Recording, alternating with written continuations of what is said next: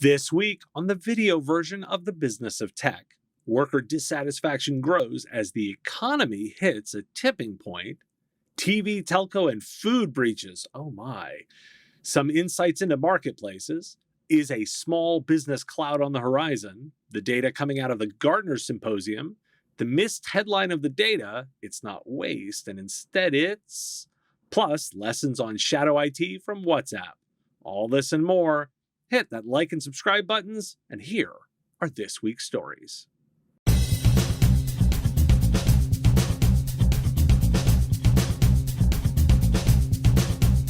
There seemed to be a flurry of market studies. I think everyone is thinking about 2022. Tech Isle weighs in with the divergence of channel sales messaging and customer value, which is not a new trend. Quoting their research. As seen in the data, quality of services provided by the partner and technical expertise are the most important reasons why customers embrace their channel suppliers, followed by industry knowledge and long-term relationships, understanding of business needs, delivering on business outcomes, and pricing. On the other hand, features and functionality, affordable price, and availability as a subscription service are messages used by more than 50% of the channel. Ease of use, robust security, and industry vertical specific relevance by about 40%, and affordable maintenance and support customizable to meet business needs and deliver business outcome by 30 to 36% of channel members. Thus, the messaging by partners differs from what customers value.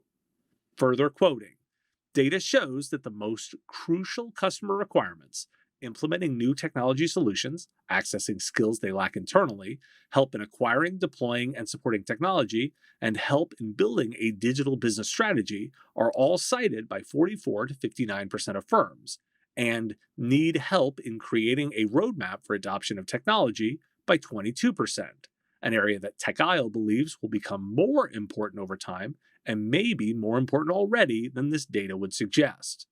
However, the channel partners' target positioning is very different. Their primary focus is on supplying products and services to sustain IT infrastructure, not explicitly on the list of most critical customer technology requirements, but generally essential to the functioning of customer IT environments.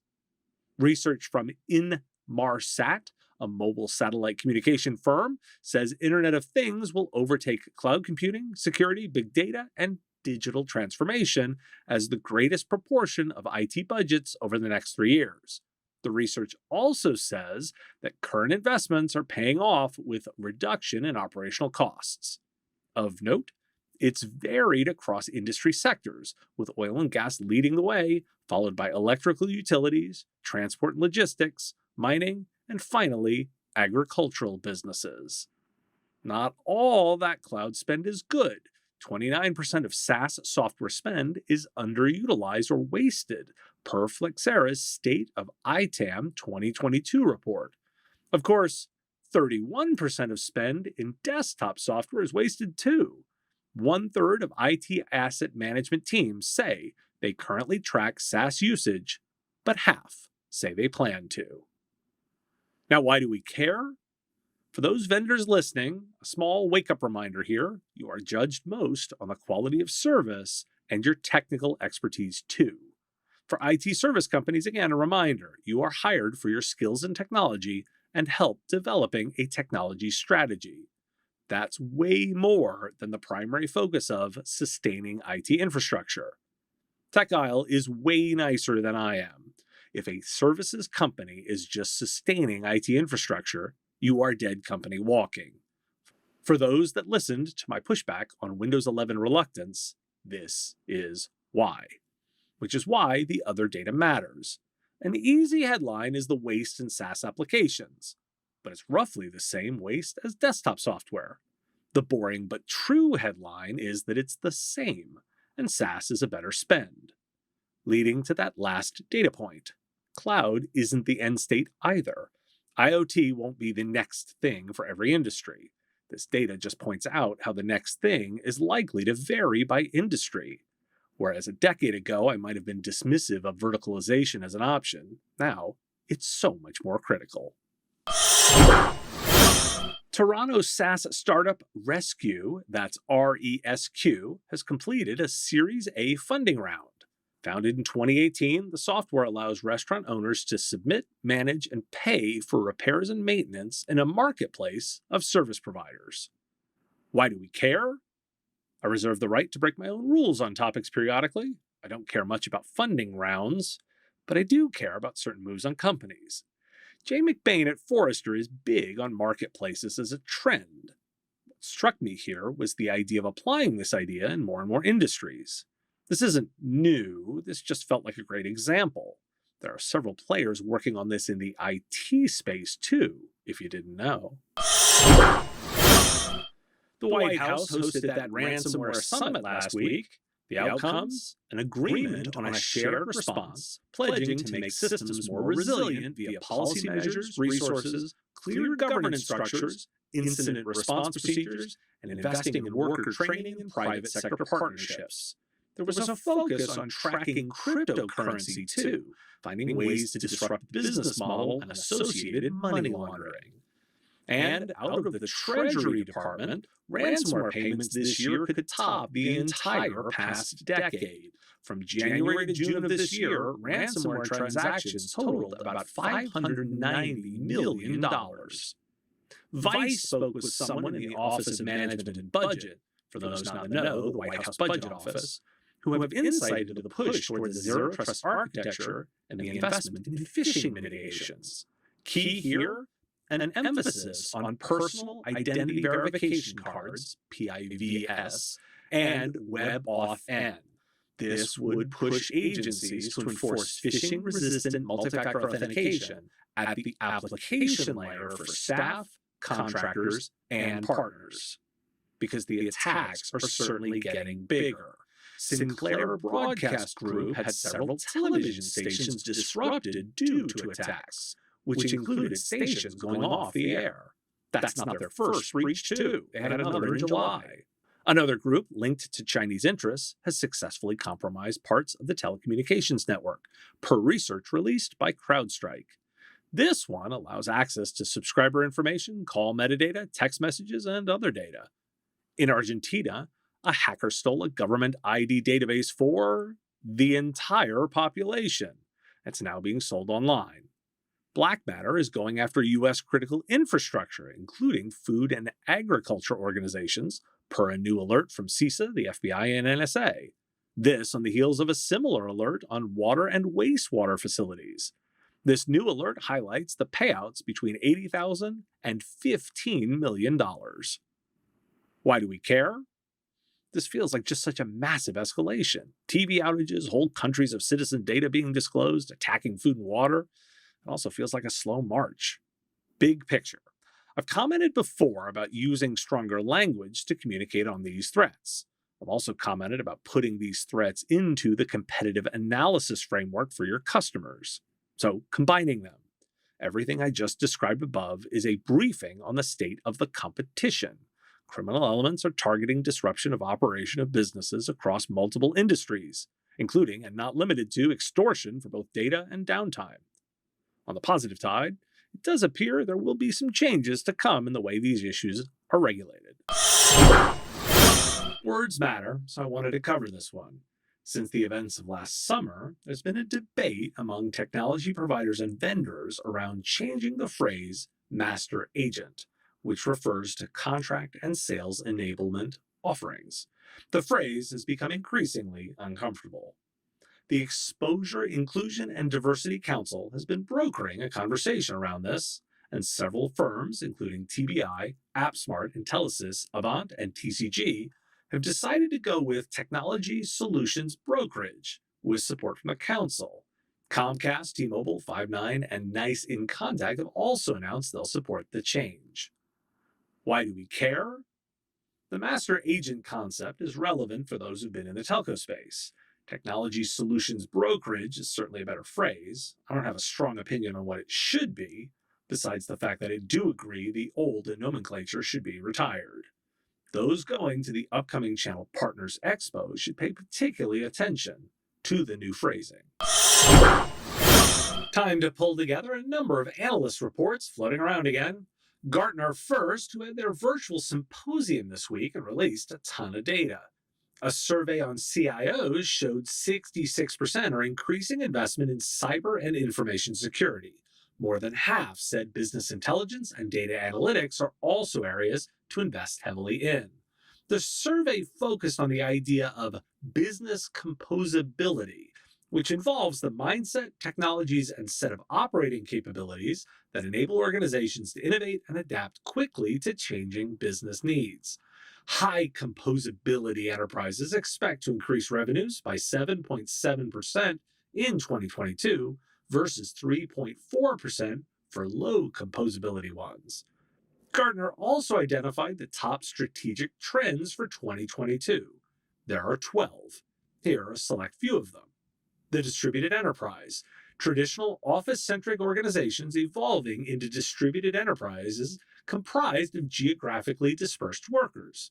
Gartner is projecting that by 2023, 75% of organizations that exploit distributed enterprise benefits will realize revenues growth of 25% faster than competitors. Cybersecurity mesh architecture.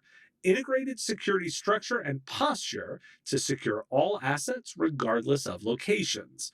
This will reduce the financial impact of individual security incidents by an average of 90%, according to Gartner. And total experience, a force multiplier for a growth strategy that combines customer experience, employee experience, user experience, and multi-experience disciplines. The goal of TX is to drive greater customer and employee confidence, satisfaction, loyalty, and advocacy. And technology executives expect a 3.6% increase in IT spend for 2022, according to survey data released Monday at their event. Their numbers say it's 5.5% up from this year. And at that event, clearly with all their predictions, the firm also focused on predictions on business technology operations. Here are three of those. First, the self-directed workforce. The boss isn't obsolete, just that teams create tactics and leaders focus on higher-level issues and career development.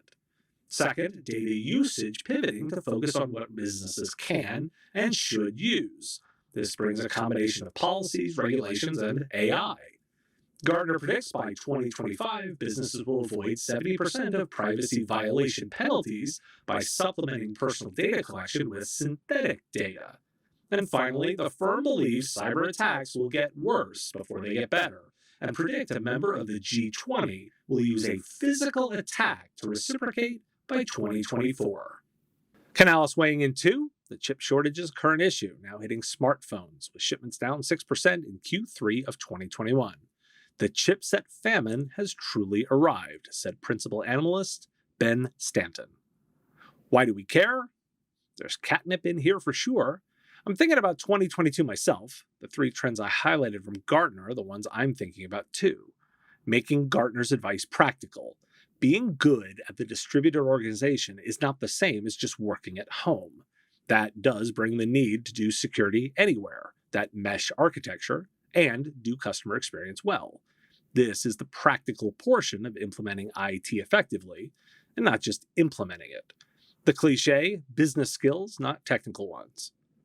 I'm less sure about composability. This sounds like a new way of saying digital transformation, which I've always argued is just adapting your business. Bit too much consultant speak for my liking. So I focus a lot on bandwidth, but I want to expand that a bit with communications infrastructure in general. First, the piece. The Verge looks at the impact in Brazil to workers when Facebook, and more importantly, WhatsApp went down.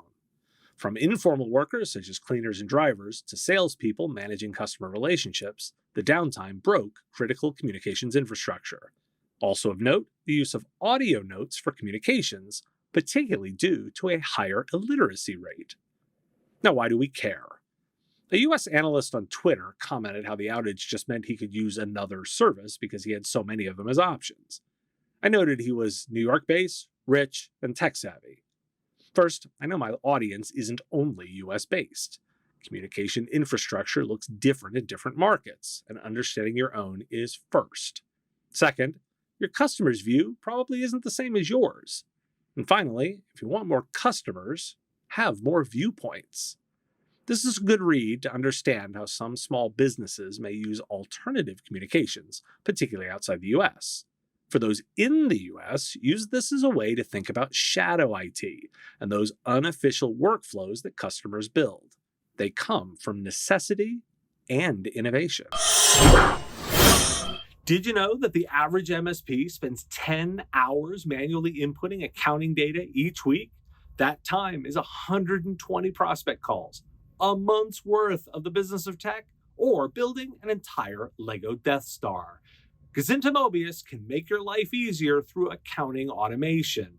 Automatic sync of invoices, expenses, and inventory from ConnectWise Manage into QuickBooks Online in just a single click of a button. With onboarding, direct support, and regular feature releases, Gozynta is a family-owned company dedicated to making software suck a little less each day. Visit them at gozynta.com. 7 in 10 tech workers are considering quitting their jobs in the next year. That's survey data from Talent LMS and Workable. About 4 in 10 say it's due to limited career progression. Just under a third say it's lack of remote working options. 85% say they felt their company focused more on attracting new employees than investing in existing staff. About 30% say burnout is the reason they're leaving, despite 58% saying they were suffering from job burnout. This as the U.S. economy has hit the tipping point on the shift from an industrial to an information economy, per a study by the Interactive Advertising Bureau with researchers. The report finds that the internet-supported economy over the past decade has shifted from jobs that related mostly to technical internet functions like coding to jobs that help deliver information and facilitate communication through data. Work is dispersing too. This concept of a third workspace is creating some new versions. Saks Fifth Avenue with theirs, a program called Saks Works, bringing co-working space. It's $300 a month or a $50 day pass. Why do we care? This is all data to feed those working on helping small customers be effective in the changing world of work. That's another day. There's a powerful lesson here about keeping your employees. Business owners know it's easier to keep a customer than gain one. It's also easier to keep an employee than hire a new one. The Washington Post has an article talking to employees about their new job searches, but 2 items in it struck me. First, the line, "Don't stay where you're not heard," and the second, "Company loyalty goes both ways." This is an area where both managers and small business owners can shine. Does loyalty go both ways? Are you expecting loyalty but not delivering it? Right now, with people so scarce, it's a good time to be asking really hard questions, if it's not too late. So we hear all the time about the big cloud providers, Amazon, Google, Microsoft. But what about a small business cloud? That's Protocol's basic premise looking at Backblaze's filing for IPO. Quoting the article, "There's an emerging gap in the market here. Neither Backblaze nor Cloudflare are in a position to challenge industry leaders like AWS, Microsoft, and Google anytime soon for the breadth and depth of cloud infrastructure business. But they both realize that catering to smaller companies represents a potential new era in the history of the cloud. While big companies can manage the increasing complexity of major cloud services to get the functionality they need, smaller businesses are often overwhelmed by it and struggle to hire the right talent to make sense of it. Why do we care? Well, if Protocol only knew there was a collection of companies literally devoted to making sense of those technologies, I guess I wouldn't have a job if they did. This is pretty solid reinforcement of the value of IT services companies in the new world. That said, if there will be a second list of companies to know and become experts in for cloud service delivery, that shows the complexity. I think Protocol is wrong to believe this is an or. It's not Amazon, Google, Microsoft, or these other providers. It's Amazon, Google, Microsoft, and these other providers, making the problem even more complicated for SMBs and exposing the expertise required and to be made into a business. Preaching to the choir here, but important not to lose sight of the core value. It's the consulting to make sense of it That's not technical, that's business. Nearly 2 out of 3 companies recently surveyed admit to being ransomware attack victims in the last 12 months. That from Thycotic Centrify's new report, which adds that more than 4 out of 5 respondents who were ransomware attack victims felt they had no choice but to pay ransom demands to restore their data. 83% of victims paid. The top phishing scam is tech support, topping Norton Labs' October Consumer Cyber Safety Pulse report. There's also a new fingerprint capturing and browser spoofing attack called gummy browsers. It's easy to carry out and severe too. Using the digital fingerprint of a user via an attack-controlled website, the threat actors can then spoof the user to take over accounts or conduct ad fraud. Details in the link to Bleeping Computer. Kaseya's CEO spoke at their Connect IT event this week, stating, quote, "Kaseya didn't pay a dime of ransom. That's a fact." He declined to specify how the encryption key was acquired. Amidst all this, I didn't want to miss Alphabet CEO Sundar Pichai's call for federal privacy standards similar to GDPR in Europe. He called for a Geneva Convention equivalent for the cyber world and called for more government investment in regulation. The Commerce Department did set up a new set of rules to block hacking tools being sold to Russia or China. Taking effect in about 90 days, it bars the sale of hacking software and equipment without a license from the Bureau of Industry and Security. DHS is changing the way they hire cybersecurity professionals, with salaries beyond that of the Vice President of the United States to make salaries competitive, all the way up to $32,100. The Cyber Talent Management System dispenses with the traditional federal job application system and brings a new one designed to attract more talent. Because the message from the Justice Department, quote, "We cannot do this alone," said Deputy Attorney General Lisa Monaco. "The bottom line is this: I believe it is bad for companies, it is bad for America, and it hurts our efforts to uphold the value that we try to demonstrate as a country if companies are attacked and don't partner with law enforcement." And tragedy just before Halloween. Ferrara Candy, who makes Brock's candy corn, was hit by a ransomware attack that disrupted production. The company does not believe this will impact orders for Halloween.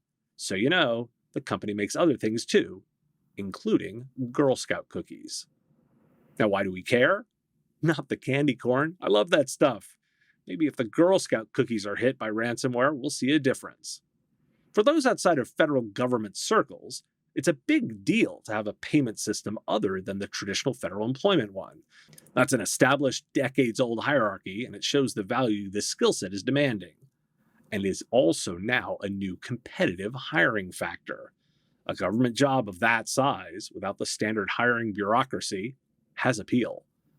We're certainly seeing new regulations, those Commerce Department's one here, as well as clear calls from the government on proper behavior that will be used by courts to determine industry best practices too. Slowly but surely, change is happening. A potpourri of small features, I think, are a trend.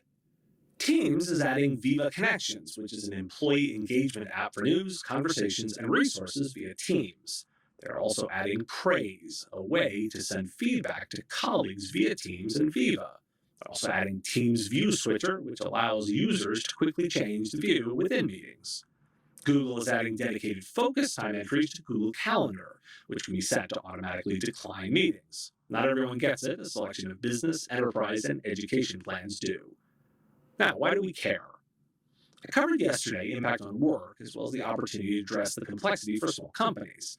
I highlighted this collection of features that live in that work layer, how organizations use tools to work in new ways. I'm not sure all of these are hits. Praise seems like one that will backfire pretty badly. That critical eye and understanding of human behavior are leverageable skills as a consultant, and where the real value is. Thanks for tuning in to This Week in the Business of Tech. Shows come out each week, pulling together the daily podcast. If you like this show, please hit that like button and subscribe to the channel. The content is here because of supporters like you. If you want access to shows early, answers to your questions, and private interactions, join our Patreon. It's pay what you want. You decide what the content is worth. Join at patreon.com/MSP Radio. Patreons also get access to the written versions of every story as they come out. If you want the stories right away, you can get them on the daily podcast. Find The Business of Tech on Apple Podcasts, Spotify, Google Podcasts, or wherever you get your shows. Subscribe links are at businessof.tech. Talk to you again next week.